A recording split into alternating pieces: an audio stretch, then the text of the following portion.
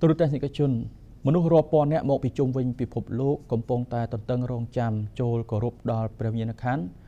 របស់សម្ដេចប៉ាប Francis នៅក្នុងទីក្រុងរ៉ូមប្រទេសអ៊ីតាលីមុនពេលដែលព្រះពិធីបុណ្យប្រសពរបស់ទ្រង់នឹងត្រូវធ្វើឡើងនៅថ្ងៃសៅរ៍ចុងសប្តាហ៍នេះ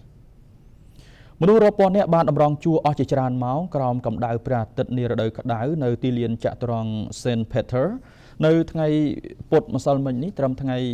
23មេសាឆ្នាំ2025តាមវេលានៅទីក្រុងរ៉ូម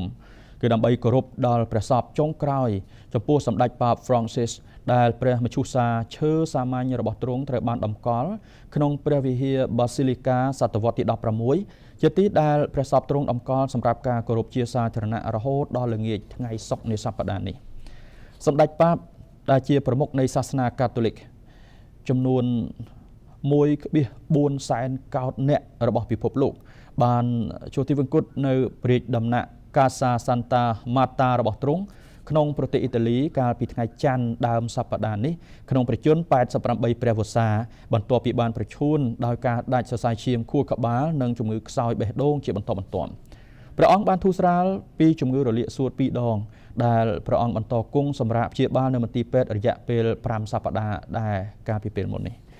អ្នកកាន់ទុក្ខរាប់ម៉ឺនអ្នកបានតម្រង់ជួរចូលគោរពព្រះវិញ្ញាណក្ខន្ធក៏ដូចជាព្រះសពសម្ដេចប៉ាប Francis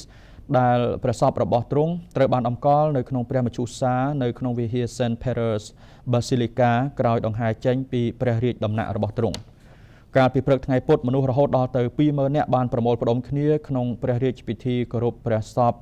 របស់ព្រះអង្គកណ្ដឹងត្រូវបានរោសម្រាប់ជាដំណឹងអំឡុងពេលព្រះរាជពិធីដង្ហែព្រះសពរយៈពេល40នាទីគណៈក្រុមមនុស្សបានទះដៃជាសញ្ញាគោរពតាមបែបប្រពៃណីរបស់អ៊ីតាលីការកាន់ទុក្ខរយៈពេល9ថ្ងៃនឹងត្រូវបានប្រារព្ធឡើងនៅក្នុងបុរីវ៉ាទីកង់